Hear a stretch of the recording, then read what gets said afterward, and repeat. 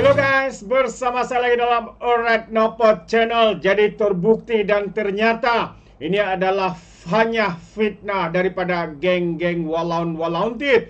Ya, pada beberapa bulan yang lalu mereka membuat fitnah dan menyebarkan berita palsu. Kononnya ya, majlis tilawah Al-Quran tidak lagi dianjurkan di dalam negara, dalam kerajaan perpaduan Malaysia Madani hari ini. Jadi ternyata sahabat semua, jika saya ingin membawakan Anda video ini, terbuktilah bahwa semua itu hanya fitnah dan juga permainan politik sempit, politik fitnah, menyemai kebencian dan sebagainya. Jadi tanpa buang masa, saya ingin membawakan Anda sahabat semua ucapan daripada Perdana Menteri kita, Datuk Seri Anwar Ibrahim, ketika pembukaan Majlis Tilawah dan Hafazan Al-Quran Antarabangsa tahun 2024. Jadi tanpa membuang masa, ayo kita tonton bersama video ini. Alhamdulillah, kita panjatkan setinggi-tinggi kesyukuran kepada Allah SWT.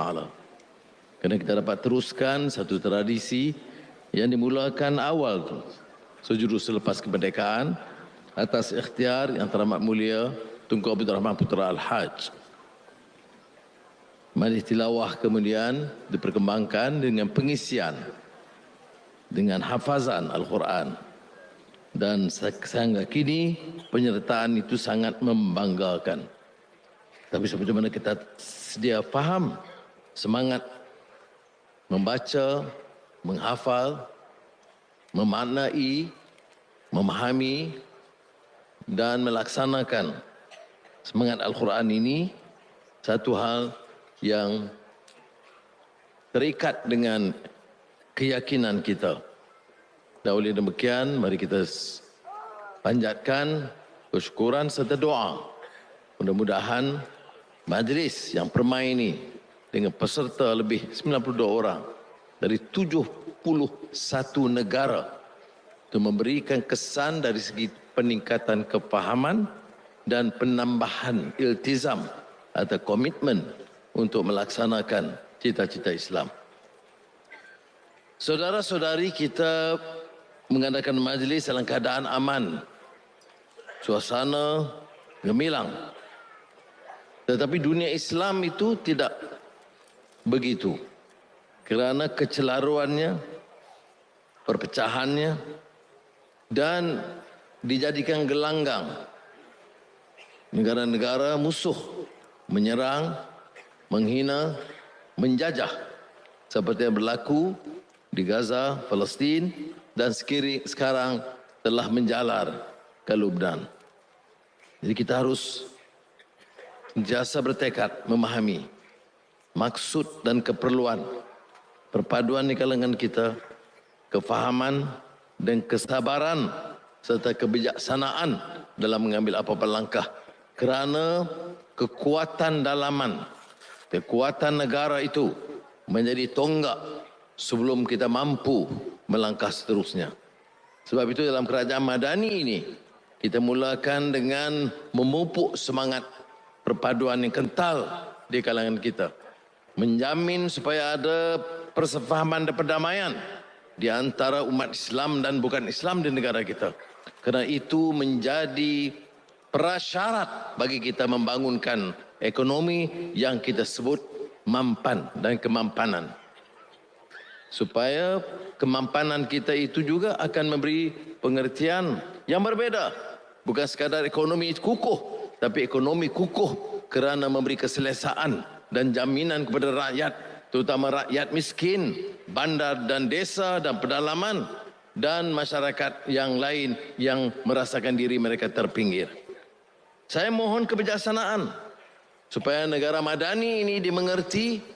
Kerana tidak banyak negara yang punyai ruang, kesempatan dalam kerukunan hidup yang damai, yang meletakkan asas ekonomi yang kukuh dan kini telah mendapat perhatian dalam pelbagai bidang. Dan kita mahu umat Islam juga terus meneroka dalam bidang-bidang yang baru, yang dulu asing dari kita.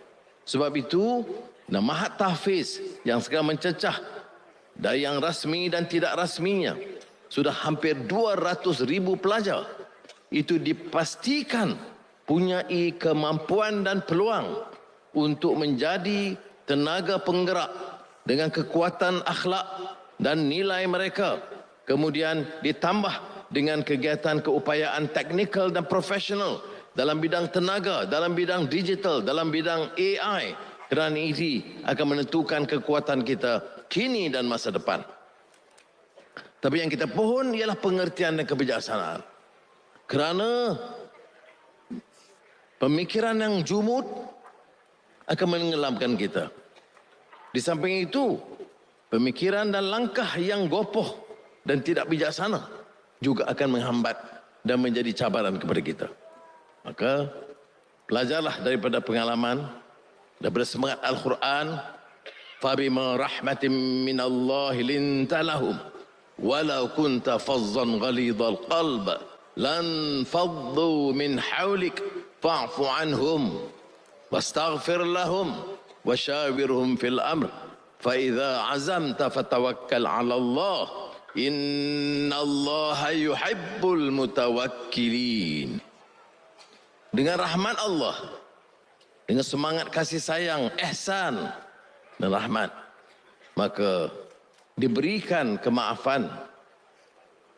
Tetapi mesti kembali beristighfar kepada Allah SWT supaya kecurangan lampau, kegelojohan, tamak haloba, rasuah, penyelewengan, kerakusan kuasa dan keangkuhan dihentikan.